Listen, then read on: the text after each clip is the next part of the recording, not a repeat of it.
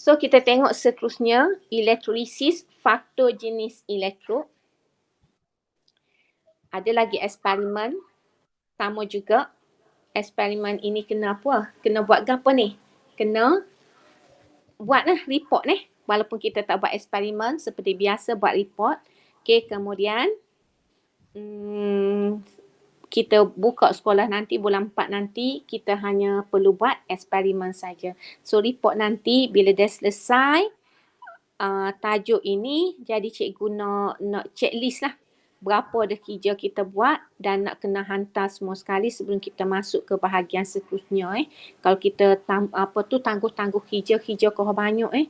Okey, so kita masuk eksperimen 1C di mana kat sini kita tengok kesan kesan elektrod. Kita tengok eksperimen kesan jenis elektrod jenis elektrod kepada pemilihan ion untuk dinyahcaskan.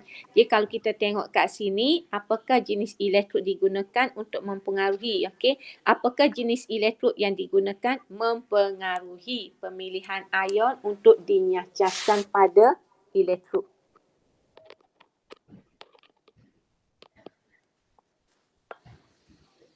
Okey, jadi di sini dia minta awak bina hipotesis berkaitan dengan jenis elektrod. Dan juga hasil yang terbentuk pada elektrod. Apa yang perlu kita tengok kat sini adalah pemboleh ubah.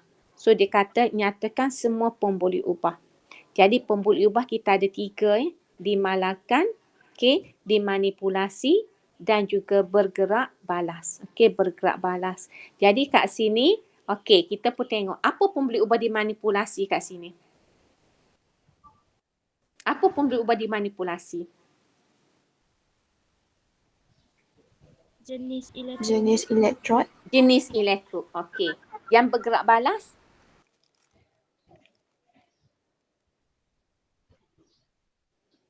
Yang bergerak balas? Pemilihan ion. Pemilihan ion untuk dinyahcaskan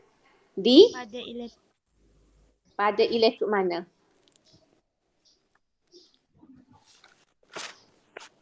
So kat sini kalau kita tengok pemboleh ubah kita ada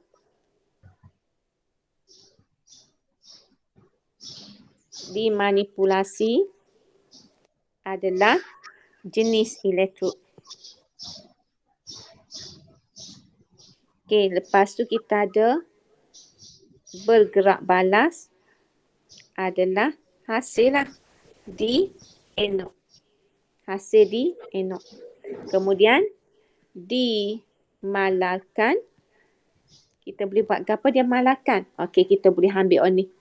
Sebab elektrolit kita guna adalah larutan kuprum 2 sulfat. Kemudian kita nak bina hipotesis. Hipotesis awak kena kaitkan antara manipulasi dengan bergerak balas. So kita pun tengok apa dia manipulasi kita bagi kat sini. Cuba tengok bahan. Elektrod karbon, elektrod kuprum. Jadi kat sini kita kena ada jenis elektrod dengan hasil. Maka kita boleh buat apa dia? Kita boleh buat prosedur, hipotesis dia. Kita boleh kata apa dia? Kita boleh kata jika. Jika, elektrod karbon digunakan dalam proses elektrolisis, hasil di anod adalah apa-apa-apa. Lepas tu kita sambung ayat. Jika elektrod kuprum digunakan dalam proses elektrolisis, hasil di anod adalah bla bla bla bla. Adalah apa dia? So kita tengoklah. Kalau kita tengok dekat anod, kuprum 2 sulfat ni yang pergi adalah Cu2 plus dengan H plus. Siapa dipilih? Kalau kita kata Cu dipilih, hasil di anod apa dia? Kuprum. Hak ni Di anode ni apa dia pula? Okey. Okey, tu kita letaklah apa-apa sebab hipotesis ni boleh jadi betul ataupun boleh jadi salah bergantung kepada eksperimen pula. Okey, eksperimen pula. Eksperimen menunjukkan apa dia?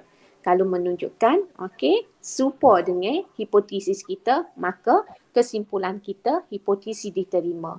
Kalau tak serupa, maknanya hipotesis ditolak. Okey. So, dah selesai yang ni. Maka kemudian kita pergi kepada prosedur. Okey. Bila kita pergi kepada prosedur, maka apa yang perlu kita buat?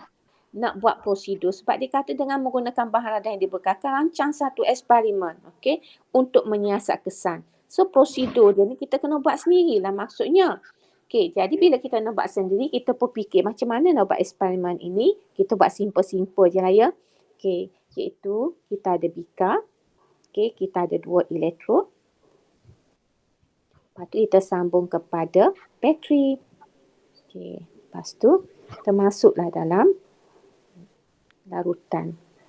So, lepas tu kita ada satu lagi bika. Kita letak elektrod lain pula. Sambung kepada bateri. Kita celup dalam elektrolat. Okey, katakanlah larutan yang kita guna adalah larutan CuSO4 yang dibagi tadi. Berapa kepekatan dia bagi? 0.5. So kepekatannya adalah 0.5 mol per desimeter padu. Kita letaklah sini. Sini apa dia? Sini adalah karbon, sini karbon, sini kuprum, sini kuprum. Okey. Sekarang kita nak buat apa dia? Kita nak buat prosedur. Okey, step yang pertama, katakanlah kita nak buat bika A dulu, lepas tu baru bika B. Okay, step yang pertama apa dia kita nak buat? Kita tanda dulu. Yang pertama katakanlah kita nak isi hot ni dulu. Ni yang pertama. Yang kedua kita celup. Yang ketiga kita sambung. Okey. Yang keempat kita rekod. Yang kelima kita ulang. Okey, so kita pun mulalah menulis. Kita tulis ayat yang pertama. Kita buat gapo? Lautan kuprum 2 sulfat. Kita pun katalah, okey. Larutan CuSO4 0.5 mol per desimeter padu diisi ke dalam bika sehingga separuh penuh. Contoh Okey, lepas tu nombor 2. Nombor 2 pula. Kita pun kata celupkan 2 elektrod karbon ke dalam larutan CuSO4. Nombor 3 kita sambungkan. So cikgu buat kat nombor 3. Nombor 3 sambungkan ke dua-dua elektrod kepada bateri ataupun kepada sel kering. Yang keempat,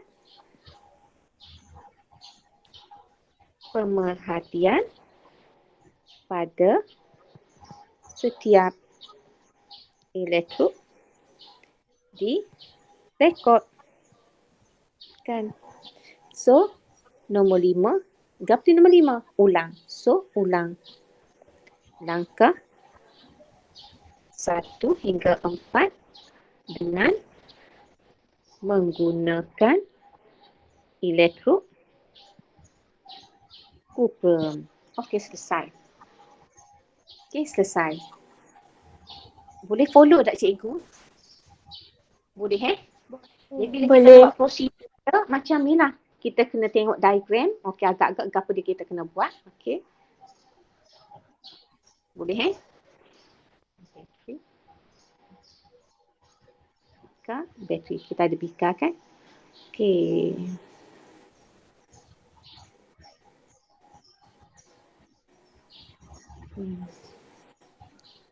Dia ada kertas pasir, kena gosok dulu. Okey. Kita buat simple saja. Okey.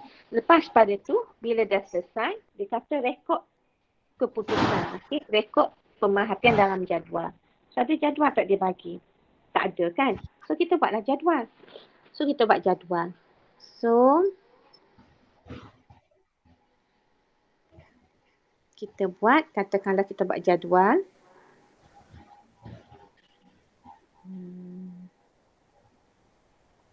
Kita buat pemerhatian tak?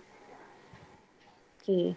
So, kita tulis electrolyte. Ni pemerhatian. So, kita buat, kita guna apa dia? Electrode carbon. Ni electrode cuprum. So, ni pemerhatian pada anode dan pemerhatian pada kathod. Okey. Selesai. So sekarang ni macam mana kita nak buat pemerhatian tersebut? So kita tengok satu-satu. So cikgu pergi kepada, cikgu lukis semula, draw semula. Okay, so kita ada larutan.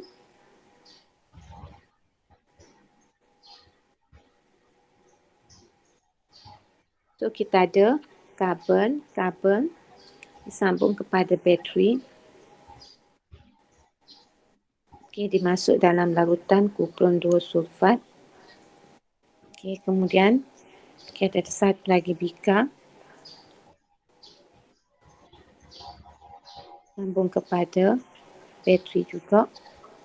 So kita ada kupron, kat sini kupron dicelup ke dalam larutan. So ni dua-dua ni adalah larutan CuSO4. Okay. Jadi sama juga dengan tadi. Yang pertama bila kita tengok panjang, positif, pendek, negatif, positif, negatif. So sini adalah anode, sini adalah kathod, sini adalah anode, sini adalah kathod. Lepas tu list the freely moving ion, kita ada Cu2+, SO4 2-, ada H+, ada OH-. Jadi semasa proses elektrolisis, yang ni akan gerak mai sini, yang ni akan gerak mai sini. Okey, boleh. Okey. Kemudian faktor yang dipilih dekat kathod. Kat sini kalau kita tengok anode, kathod. Kita kena tengok inok. Cuba tengok inok untuk Cu2+ berapa? Tengok jadual inok untuk Cu2+ berapa? Cu2+ satu elektron membentuk Cu. Inok dia berapa?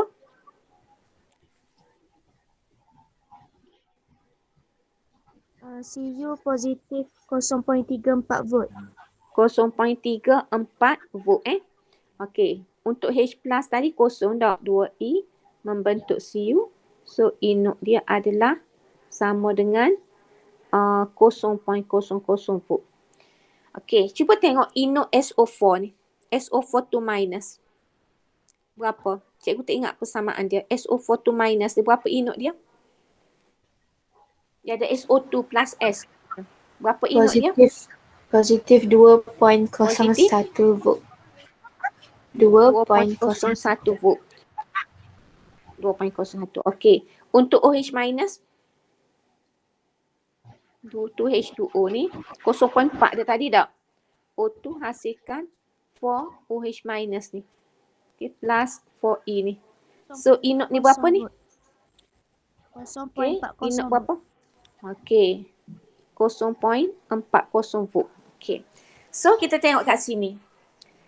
Okey, bila kita tengok larutan kupron 2 sulfat, so anode, kathod dia masih dia ikut apa tu? Ikut inok. So kita tengok inok. Inok untuk Cu dengan H, maka kita tengok anode ni tempat apa? Okey, tempat lepas elektron. Katot apa? Tempat terima elektron. Maka kita tengok anode. Anode yang pergi hok ni dengan hok ni. Kalau hok ni lebih positif ni dia lebih nak terima. Boleh tak? Dia lebih nak terima. Okey. Hok ni gerak mana? Hok ni gerak ke anode.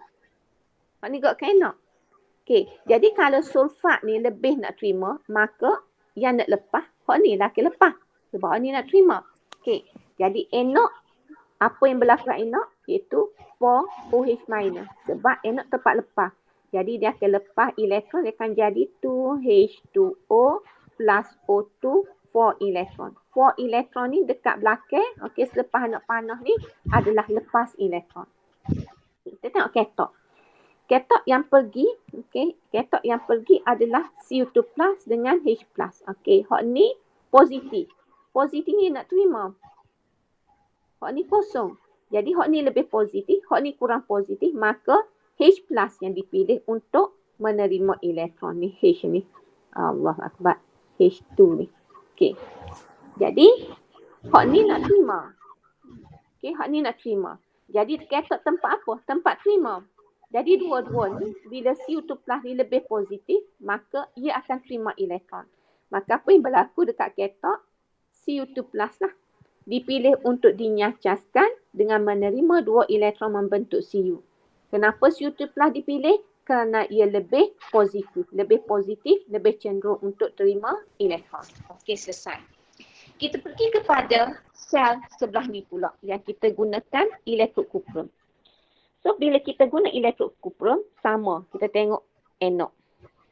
Lepas tu kita tengok katot. Katot ke mana-mana sama. Iaitu yang dipilih adalah CO2 plus. Plus 2 elektron membentuk Cu. Kenapa? Sebab nilai anode kuprum ini lebih positif. Tapi dekat anode, okey, dua-dua pergi kat anode, dua-dua tidak dipilih. Kenapa? Sebab dekat anode, mana anode ni anode kan? Okey, so kita letak dulu anode positif, negatif. So ni adalah katot. Ni adalah anode. Ni positif juga negatif. Sini adalah anode, sini adalah katot. Okey. Anode di sini. Bila kita guna elektrod kuprum, kuprum ini kita panggil reaktif elektrod. Okey. Reaktif elektrod ni adalah elektrod yang akan mengambil bahagian dalam tindak balas kimia. Macam mana dia ambil bahagian? Kita pun ingat, anode ni tempat lepas elektron. Katot tempat terima elektron. Maka ada benda akan lepas elektron dekat anode. Jadi oleh kerana kuprum ini dia adalah logam ataupun elektrod yang reaktif, maka atom kuprum akan melepaskan elektron membentuk ion Cu2+, plus 2E. Itu yang berlaku. Jadi bila atom kuprum lepas elektron, maka kita akan nampak lama-lama elektrod kuprum ni nipis. Kita akan nampak nipis. Manakala bila kuprum terbentuk, maka kita akan nampak lama-lama elektrod kuprum di sebelah katot ni menebal. Sama juga kat sini, bila kita tengok oksigen terhasil, maka di sini kita akan nampak gelembung gas tidak berwarna terbebas. Okay, so bila kita tengok kuprum terhasil, maka kita akan nampak elektrod menebal. Okey, boleh Okey. Daripada sini, kita pun bolehlah pergi kepada soalan ini. So, anode. Okay, untuk karbon, kita akan nampak apa dia dekat anode. Pemerhatian dekat anode apa dia? Kita akan nampak kat sini. Gelembung gas tidak berwarna terhasil. Elektrod kuprum pula, kita akan nampak elektrod menipis. Ni pula kita akan nampak elektrod menebal. Ni pun kita akan nampak elektrod menebal. Okey, boleh. Okey, betul Okey, katot menebal, katot menebal. Okey, anode gelembung gas tidak berwarna, anode menipis. Okey, anode gelembung gas tidak berwarna, anode menipis. Okey. Seterusnya, soalan dia kata, namakan hasil terbentuk pada anod semasa elektrolisis menggunakan karbon. So, kita boleh royaklah. Anod untuk karbon adalah gas oksigen. Okey. Kuprum, okey. Anod adalah ion kuprum 2. Macam mana kita nak tentukan hasil? Hasil ni kita tengok sini. Nampak ada oksigen. Selepas kita buat persamaan setengah. Kalau ni nampak anod. Ion kuprum 2. Cu2+. Nama dia adalah ion kuprum 2. Okey. Kemudian soalan dia kata tulis setengah persamaan. Bagi pembentukan, tak ada masalah. Tak ada masalah. Okey. Tak ada masalah kan? Okey. So, apakah yang dapat diperhatikan kepada warna lautan kuprum 2 sulfat? Kuprum 2 sulfat ni warna dia adalah biru. Kenapa warna biru? Sebab ion Cu2+ ni menyebabkan dia warna biru. Okey. So, kita tengok sini. Biru ni kan, warna dia biru. So, nampak tak ion kuprum 2 ni sudah dinyaskan menjadi atom kuprum. Maka, lama-lama ion kuprum 2 dalam larutan ni akan berkurang. Lama-lama dia berkurang. Bila berkurang, maka kita akan dapati warna biru menjadi biru.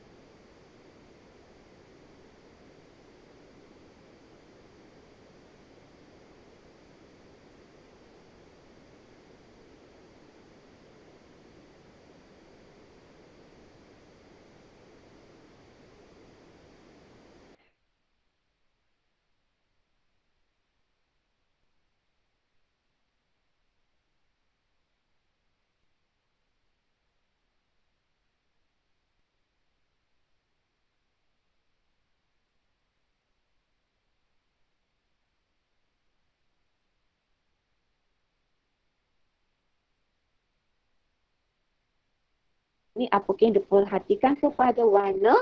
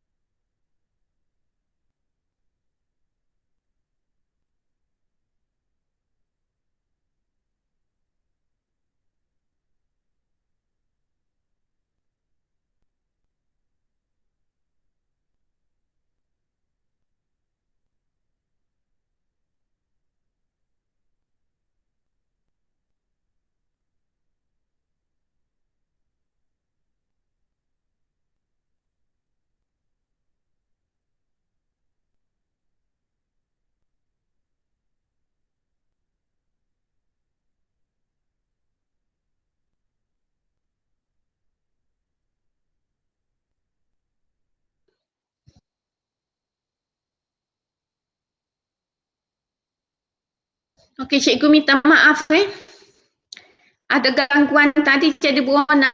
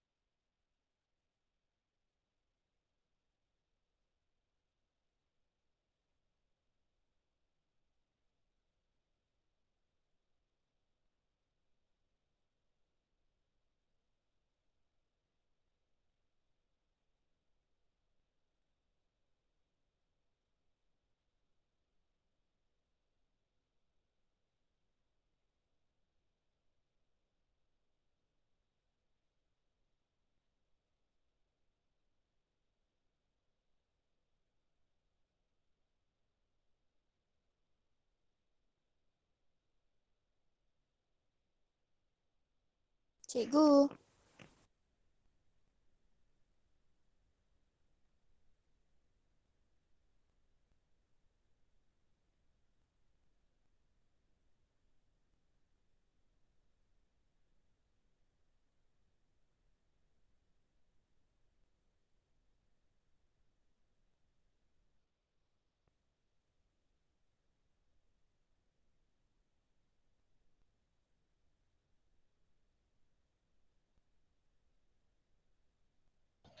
Bapa Alia. Cikgu tak dengar cikgu kecek. Halo.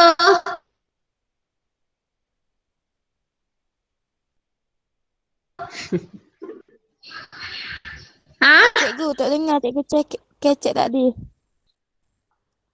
Tak dengar cikgu kecek tadi.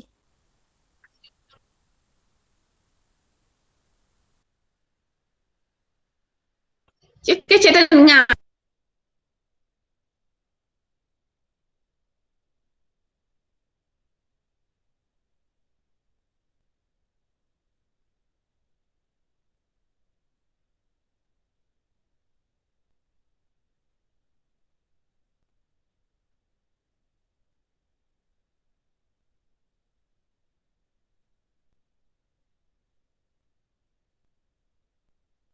Mic tak itu. Okey, sekejap. Okey, sekejap ya, sekejap. Ya Allah. Nak cepat enggak macam ni lah. Okey, ngelah ni. Ngelah tadi. Okey. So tadi kan habis dah hilang dah. Okey. Kalau elektrokarbon tadi dekat anode. Ni dengar. Dengar ke cikgu kecek ni? Oh, dengar cikgu. Dengar ke tak ni? Dengar. Okey. Dekat anode yang dipilih tadi adalah apa dia? OH minus kan? So dia akan jadi okey, 4OH minus, okey, hasilkan 2H2O plus O2 plus 4 elektron. Kat sini kat kathod pula, okey, Cu2 plus, okey, plus 2 elektron membentuk Cu. Manakala bila kita guna elektrokuprum dekat anode, Cu lepas elektron membentuk Cu2 plus plus 2E. Okey, dekat kathod pula, okey, Cu2 plus, okey, plus 2 elektron membentuk Cu. Okey, jadi apa yang perlu kita tahu kat sini, warna kuprum dosulfat ni adalah warna dia biru. Disebabkan oleh apa? Ion Cu2+. Jadi warna biru. Jadi kalau kita tengok kat sini, nampak tak Cu2+ dah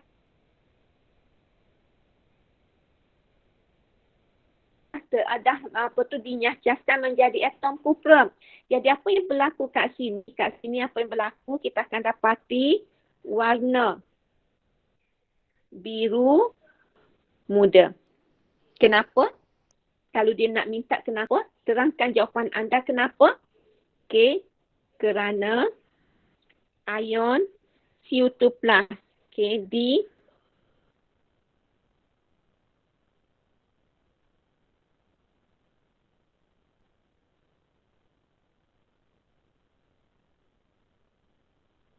dinyahcaskan di katot.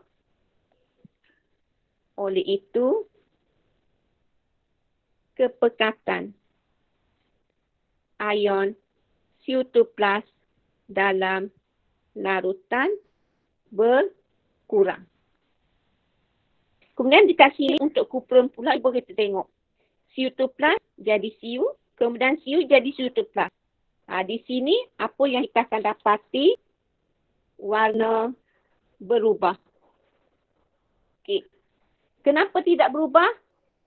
Kerana bilangan mol ion di anod sama dengan bilangan mol ion CO2+ dinyahcaskan di katot. Ni sama ni. Okey, sama.